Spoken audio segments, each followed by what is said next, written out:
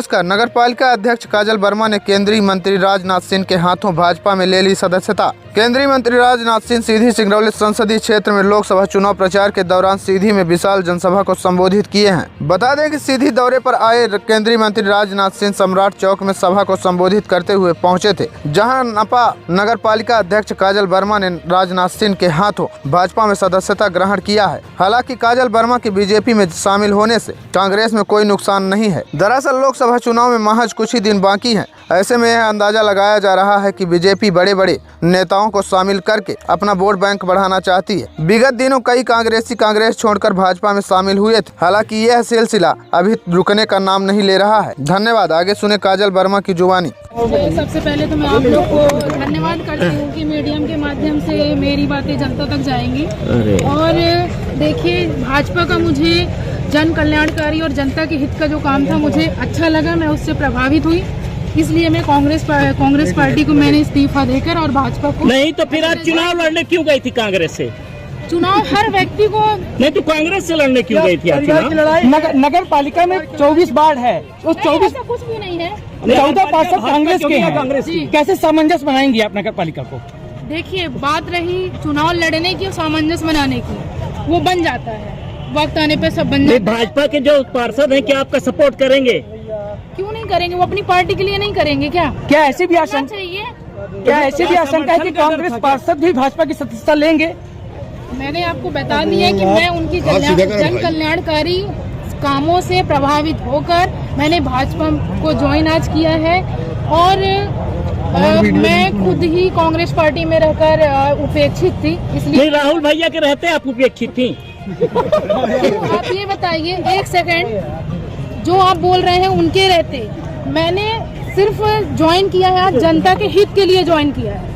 वो बाद में डजेंट मैटर की मेरे परिवार की लड़ाई थी या राहुल भैया कहने पे चुनाव लड़ने का अधिकार हर एक व्यक्ति को होता है। धन्यवाद। सबसे बड़ा सवाई और राजमहल में पहुंच चुके हैं।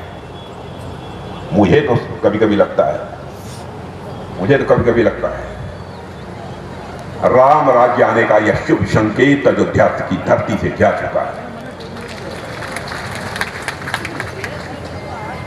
हम लोगों ने कहा था जम्मू कश्मीर की धारा 370 हम समाप्त करेंगे जब हमको स्पष्ट बहुमत मिल जाए।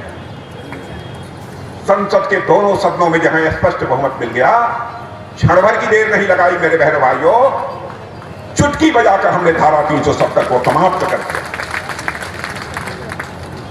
और आज जम्मू कश्मीर का वही दर्जा है जो हिंदुस्तान के अन्य राज्यों का दर्जा है। हम कहते थे 3 तलाक की प्रथा को समाप्त करें, लोग ये कहते थे बिल्कुल नहीं करते।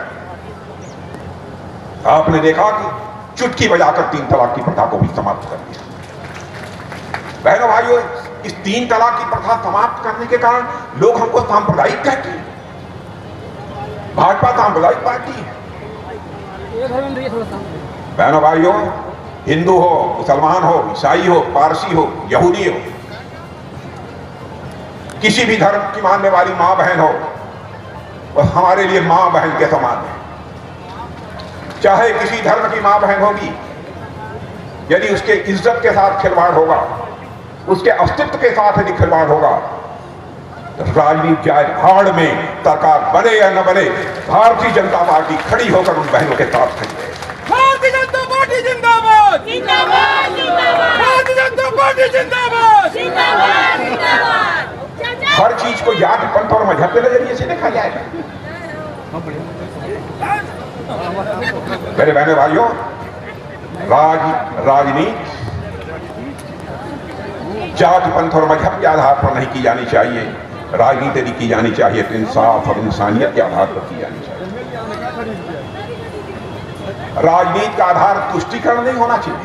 हम क्या कर देंगे तो फला खुश हो जाएंगे और उनका वोट हमको मिल जाएगा।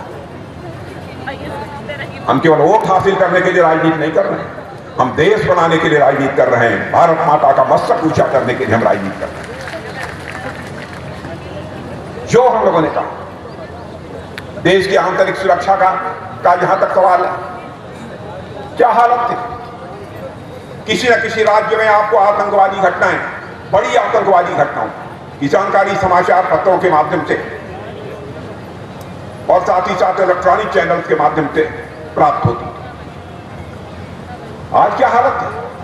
सुना है देश के किसी राज्य में आतंकवादी भागा? हमारा पड़ोसी देश पाकिस्तान है। बहनों भाइयों, वैसे पड़ोसी देशों के साथ अपने अच्छे रिश्ते हम बनाकर रखना चाहते हैं, क्योंकि हमारे अटल बिहारी वाजपेयी जी कहा करते थे, दोस्त बदल सकता है लेकिन पड़ोसी नहीं बदल सकता। हम लोग इसको मानने वाले थे। लेकिन यदि कोई योजनाबद्ध तरीके से हमारे देश में आतंकवाद का बढ़ावा देने की कोशिश करेगा, हम उसका मुंहतोड़ जवाब देंगे। बहनों भाइयों, इसमें रंच मात्र भी हम कर कोशिश करें।